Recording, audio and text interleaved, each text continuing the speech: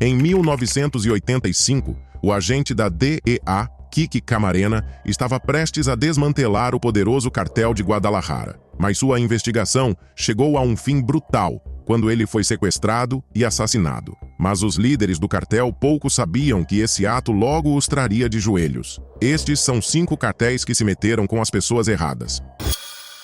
Número 5. Hipólito Mora. Em 2013, frustrado com o aumento das atividades do cartel em sua cidade de La Ruana, em Michoacán, Hipólito Mora Chaves, um fazendeiro mexicano, decidiu tomar as rédeas da situação, formando um grupo de autodefesa para combater o notório cartel dos Cavaleiros Templários. Esse cartel havia causado caos na região com sequestros, ameaças e controlando a indústria de limões, da qual os agricultores locais dependiam para seu sustento. Mas o que realmente levou Mora ao limite foi quando o cartel proibiu seu filho de colher limões em sua própria fazenda. E foi aí que Hipólito Mora decidiu que já era o suficiente. Ele assumiu para si a missão de travar uma guerra implacável contra o cartel, mesmo sem qualquer ajuda de fontes externas. No final, ele e seu grupo de vigilantes conseguiram expulsar o cartel de Michoacán. Sua coragem e dedicação chamaram a atenção do governo federal, e ele logo se viu desenvolvendo relações próximas com altos oficiais militares e a Polícia Federal. Sua colaboração com eles se tornou crucial para localizar laboratórios envolvidos na produção de drogas sintéticas, o que acabou levando à prisão de vários traficantes. Depois de expulsar o cartel de Michoacán, muitos combatentes se mudaram para outras partes do México para retomar sua luta contra os cartéis. Mas Mora decidiu permanecer em sua cidade natal, cuidando de seus limoeiros. Em 2014, ele mudou de ideia quando muitos eventos turbulentos ocorreram dentro das autodefensas, como eram chamados os grupos de autodefesa. Muitos líderes proeminentes foram presos, enquanto outros optaram por fazer acordos com as autoridades, limitando o poder das autodefensas. Como resultado, Hipólito Mora sentiu que precisava dar um passo à frente e assumir o comando. No entanto, naquela época, Mora não era o único disputando a liderança. Luiz Antônio Torres, também conhecido como El Americano, havia formado seu próprio grupo de vigilantes e desejava assumir o controle também. No entanto,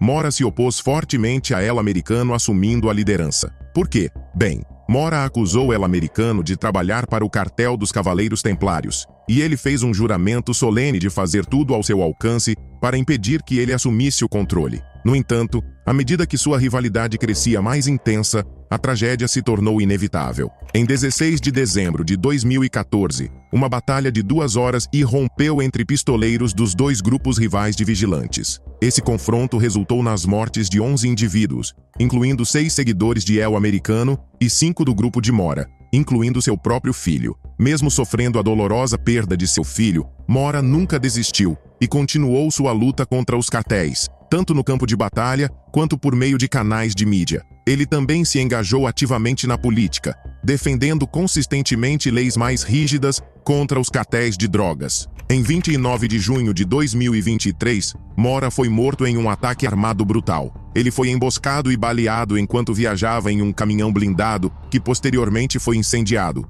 Mas quem matou Mora e por quê? Bem, outro líder-chave nas autodefensas era Nicolas Sierra Santana, também conhecido como El Gordo. Originalmente, El Gordo era membro de uma facção dentro do cartel dos Cavaleiros Templários. No entanto, ele mudou de lado e se juntou às autodefensas quando testemunhou o declínio da influência dos Cavaleiros Templários. Eventualmente, El Gordo, junto com numerosos ex-membros das autodefensas, decidiu formar seu próprio cartel de drogas chamado Los Viagras. Esse cartel ganhou notoriedade desde então por suas conexões e rivalidade com o infame CJNG. Mas voltando à pergunta importante, como ele estava envolvido na morte de Mora? Embora nenhuma prisão imediata tenha sido feita após o ataque, diferentes versões rapidamente surgiram sobre os possíveis culpados. Isso ocorreu principalmente porque Mora tinha uma forte convicção de que poderia ser assassinado. Durante uma conversa com um jornalista, Mora revelou que o cartel Los Viagras havia declarado guerra contra ele. Isso foi em resposta à decisão de Mora de divulgar a localização de vários laboratórios de drogas ao Ministério do Interior. Além disso, Mora e El Gordo tinham um histórico, e Mora o desprezava. El Gordo havia traído as autodefensas e se tornado parte do que eles estavam combatendo. Além disso, de acordo com Guadalupe Mora, irmã de Hipólito Mora, parece que a Guarda Nacional, a Guarda Civil e o Exército estavam de alguma forma envolvidos no assassinato de seu irmão. Ela afirma que, durante o ataque, não havia nenhum soldado ou patrulha à vista. E bem, adivinhe só? El Gordo era conhecido por manipular a polícia para fazer seu trabalho sujo. Em abril de 2020, o secretário de Defesa Nacional prendeu o braço direito de El Gordo, La Sirena, mas tiveram que soltá-lo quando um grupo de carros transportando muitos dos homens de El Gordo parou seu comboio na rodovia. Mas acredite ou não, El Gordo conseguiu evitar qualquer acusação relacionada ao assassinato de Mora até agora. O filho da próxima pessoa em nossa lista também foi morto por um cartel rival, mas o que seu pai fez em retaliação foi muito além da imaginação de qualquer um. E número 4. Manuel Torres Félix.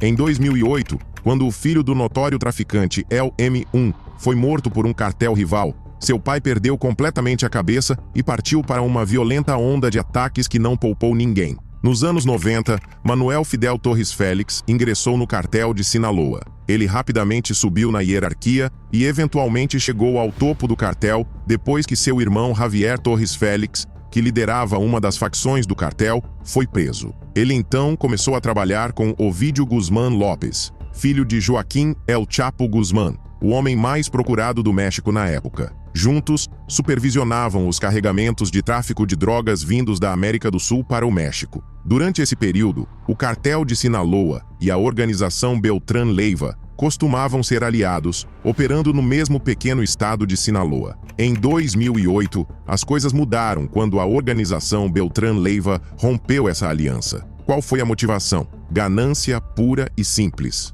Ambos os cartéis estavam famintos pelo poder supremo, e não havia outra opção senão um deles cair. El M1, sendo um dos líderes proeminentes do cartel de Sinaloa, ficou preso no meio dessa feroz rivalidade. E isso eventualmente levou ao momento mais definidor de sua vida, que lançou seu mundo em uma espiral. Em 18 de abril de 2008, logo fora do Ministério da Saúde no bairro residencial de Montebello, em Culiacán, um grupo de sicários trabalhando para o cartel Beltrán Leiva emboscou o filho de 20 anos de El M1, Torres Acosta, junto com sua irmãzinha, Alondra, e a cunhada de El M1, Rivas Heredia. Os sicários tentaram sequestrar Torres Acosta, mas ele reagiu, o que os levou a brutalmente atirar e matá-lo ali mesmo. Os tiros disparados também feriram sua irmã, atingindo seu braço direito e ombro, enquanto a cunhada de El M1 foi ferida na perna esquerda. Esse incidente acionou um interruptor na cabeça de El M1.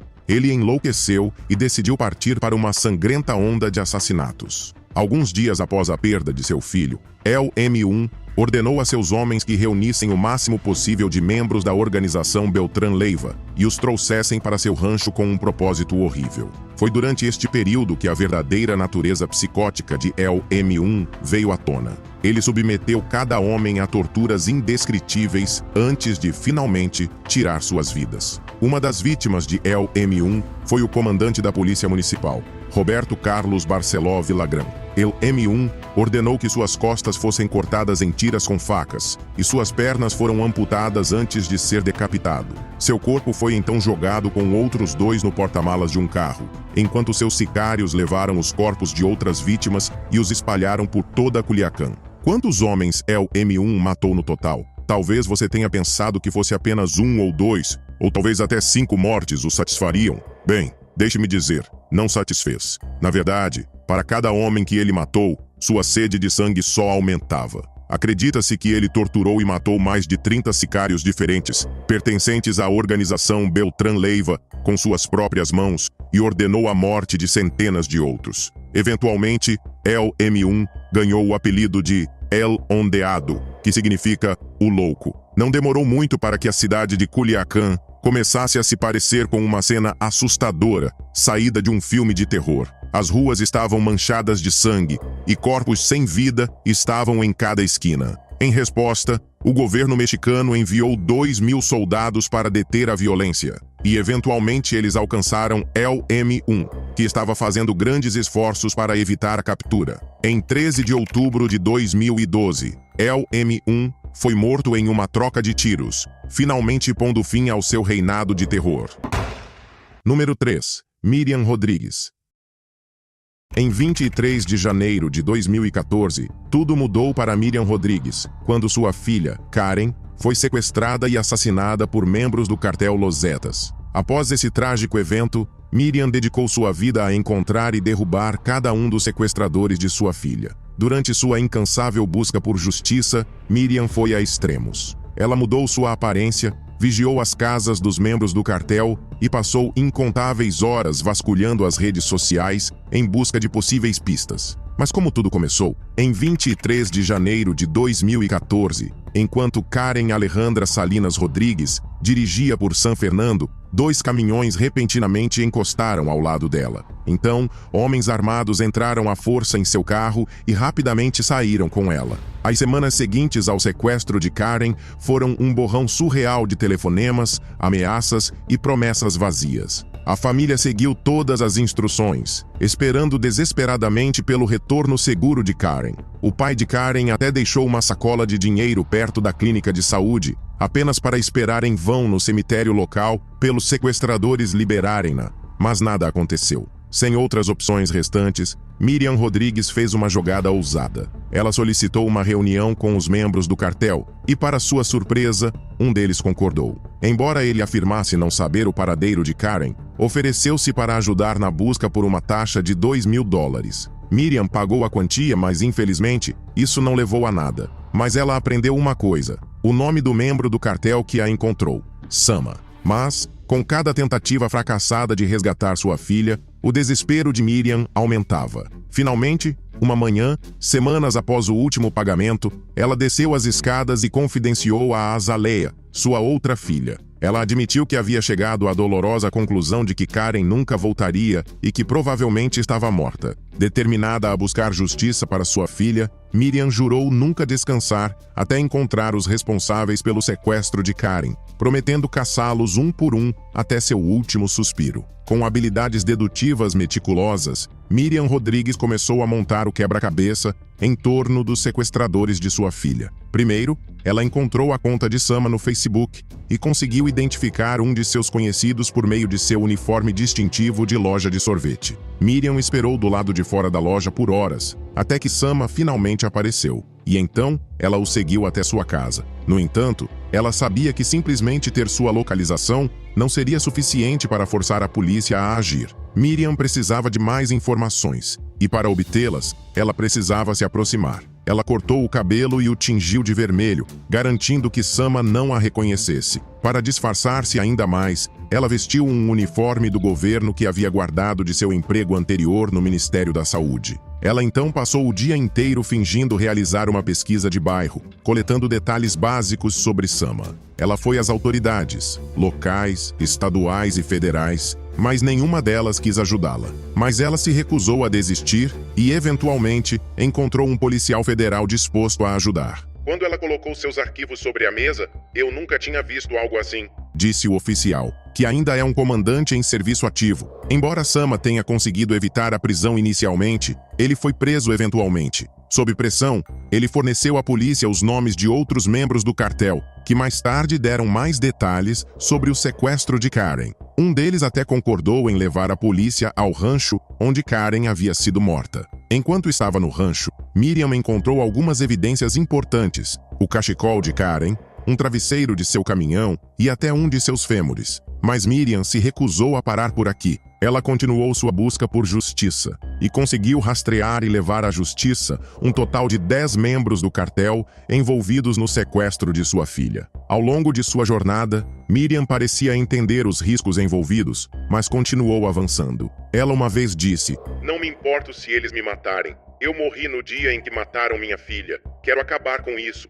Vou eliminar as pessoas que machucaram minha filha e elas podem fazer o que quiserem comigo." Tragicamente, suas palavras se mostrariam proféticas. Em março de 2017, um grupo de 29 prisioneiros conseguiu cavar um túnel e escapar de uma prisão em Ciudad Victoria, onde os sequestradores de Karen estavam presos. Temendo por sua segurança, Miriam procurou as autoridades e solicitou proteção policial. A polícia local concordou em fornecer patrulhas para garantir sua segurança. No entanto, 2 meses depois, no mesmo dia em que o México celebra o Dia das Mães, o perigo finalmente a alcançou. A mulher de 57 anos estava mancando até a porta da frente com muletas, pois havia quebrado o pé recentemente enquanto perseguia um suspeito. Foi então que um Nissan branco, dirigido pelos prisioneiros fugitivos, encostou em frente à sua casa. Sem aviso, eles atiraram várias vezes em Miriam antes de fugir rapidamente do local. Seu marido a encontrou caída na entrada da garagem, agarrando sua bolsa onde guardava sua pistola. O brutal ataque a Miriam Rodrigues enfureceu pessoas em todo o estado e levou as autoridades a intensificar seus esforços para encontrar seus assassinos. Embora o governo tenha conseguido prender 2 dos culpados e um foi morto em um tiroteio, muitos outros permaneceram foragidos. Infelizmente, no México, a história de Miriam Rodrigues está longe de ser única. No entanto, o que é diferente é que, quando sua filha foi sequestrada pelos cartéis, Miriam decidiu tomar medidas imediatas e lutou com todas as suas forças para trazer justiça para sua filha, mesmo ao custo de sua própria vida. Número 2. Kiki Camarena.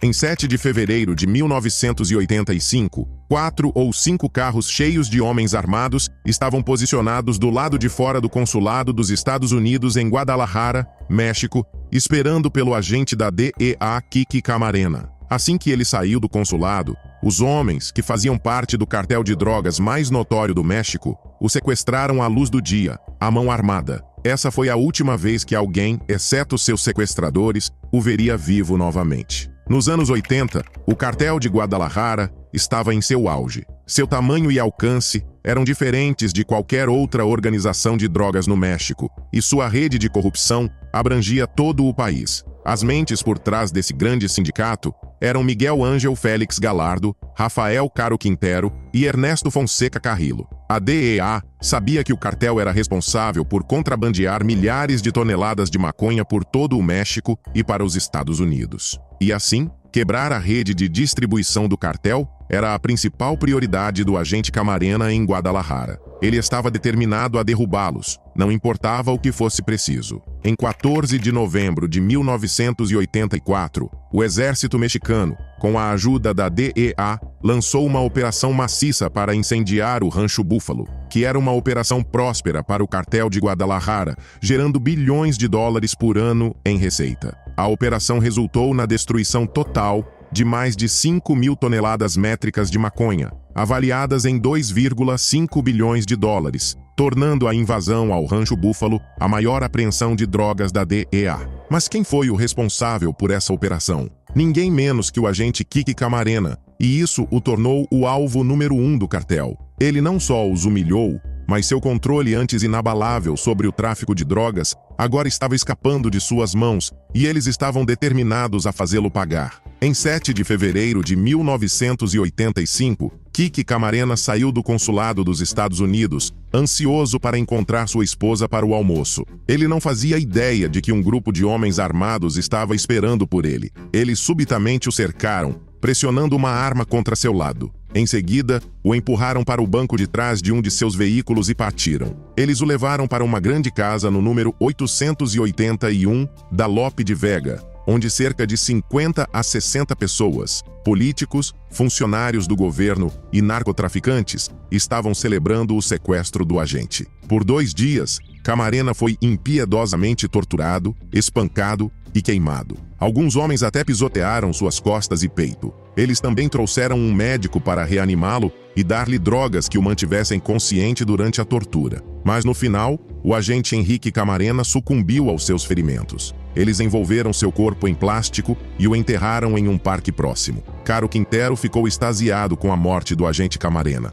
mas seus parceiros sabiam que a morte de um agente da DEA não seria bem recebida pelos Estados Unidos. Durante uma entrevista, Félix Gallardo disse que eles nunca tiveram a intenção de matar Camarena, pois quem quer que matasse um agente da DEA teria que ser um louco, disposto a enfrentar toda a força do governo dos Estados Unidos. E foi exatamente isso que aconteceu. O governo dos Estados Unidos colocou uma pressão incrível sobre o governo mexicano para encontrar as pessoas responsáveis pela trágica morte de seu agente. E para deixar a mensagem bem clara, o então presidente Ronald Reagan fechou completamente a fronteira entre os Estados Unidos e o México, o que comprometeu efetivamente a economia do México. Então, as autoridades mexicanas sabiam que precisavam fazer algo. Um mês após o sequestro, o corpo do agente Camarena foi encontrado pela DEA a 110 quilômetros de Guadalajara. Mas muitas coisas deixaram a DEA desconfiada dessa descoberta. Imediatamente, observou-se que não havia túmulos na área onde os corpos foram encontrados,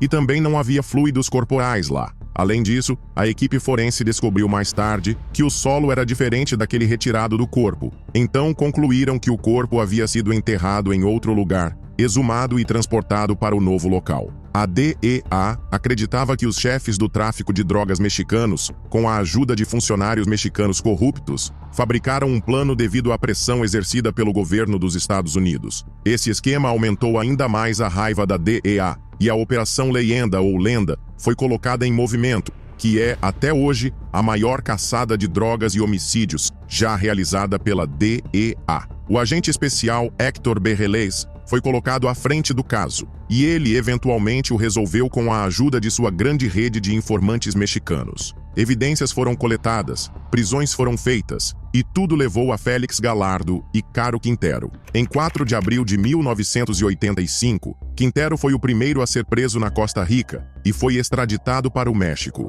3 dias depois, Ernesto Fonseca Carrillo foi preso pelo exército mexicano em uma vila em Puerto Vallarta. Félix Gallardo foi preso mais tarde também, e todos os 3 fundadores do cartel de Guadalajara foram acusados do sequestro e assassinato de Camarena e condenados a 40 anos de prisão.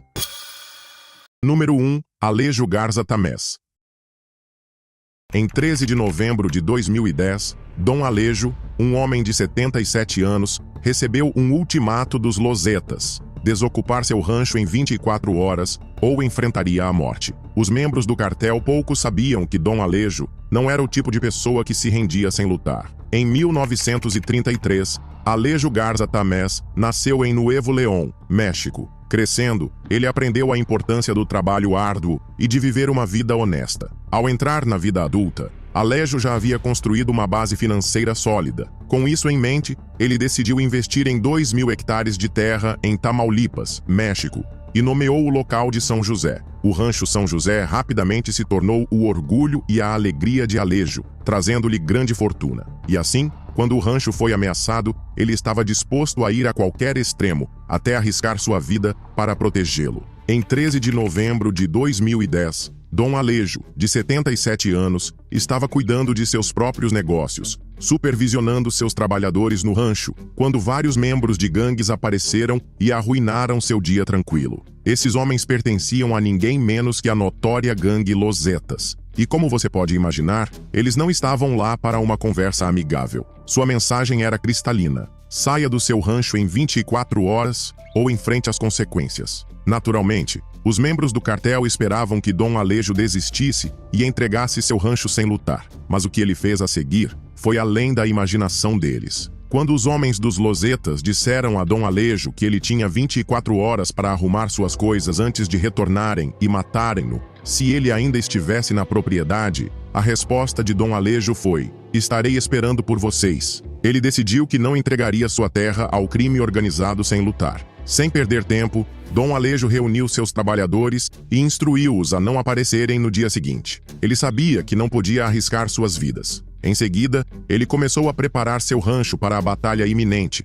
certificando-se de reunir todas as armas de fogo que possuía. Apesar das leis rigorosas de armas em seu país, Dom Alejo lutou arduamente até conseguir obter licenças para possuir uma coleção considerável de rifles de caça, como se soubesse que um dia teria que usar essas habilidades em uma questão de vida ou morte. Nas próximas horas, Dom Alejo meticulosamente limpou e montou cada arma de fogo que possuía, desde pistolas até rifles de alta potência. Ele posicionou estrategicamente armas em cada porta e janela de seu rancho, transformando sua casa em um quartel militar fortificado. E fiel à sua palavra, Dom Alejo aguardou pacientemente a chegada dos homens dos Lozetas. Em 14 de novembro de 2010, Logo após as 4 da manhã, um comboio de caminhões chegou ao rancho. Os homens fortemente armados saíram de seus veículos e cercaram o rancho, claramente com o objetivo de intimidar qualquer pessoa dentro da casa. Como um último aviso, eles atiraram para o alto.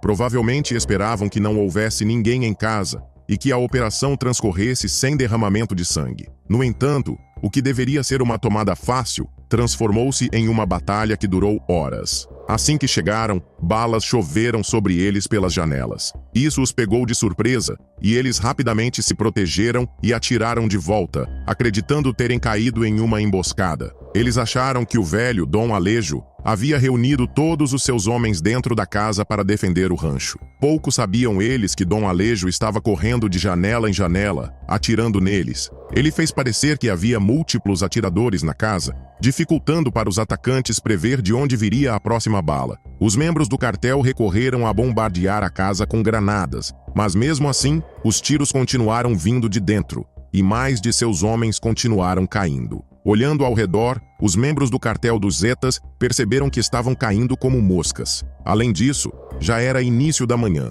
e os atiradores sabiam que o tiroteio teria alertado as autoridades. Então, decidiram abandonar o plano de tomar a propriedade e fugiram rapidamente em seus veículos, deixando 6 de seus homens para trás. E eles estavam certos. Os fuzileiros navais mexicanos chegaram pouco depois de sua partida, apenas para serem recebidos por uma cena horrível. A propriedade estava coberta com mais de 1000 cartuchos vazios, e o ar ainda estava espesso com o cheiro de pólvora. Do lado de fora da casa, eles descobriram 4 corpos sem vida, enquanto os 2 restantes estavam inconscientes. E ao entrarem na casa, os fuzileiros ficaram sem palavras. Ali estava o corpo sem vida de Dom Alejo, um homem de 77 anos que havia derrubado sozinho 6 atiradores. Dom Alejo lutou com a mesma dignidade, coragem e honra dos melhores soldados por aí. E assim, ele se tornou um herói cultural, elogiado por resistir firmemente contra aqueles que, se não fossem detidos, trariam caos e destruição ao mundo.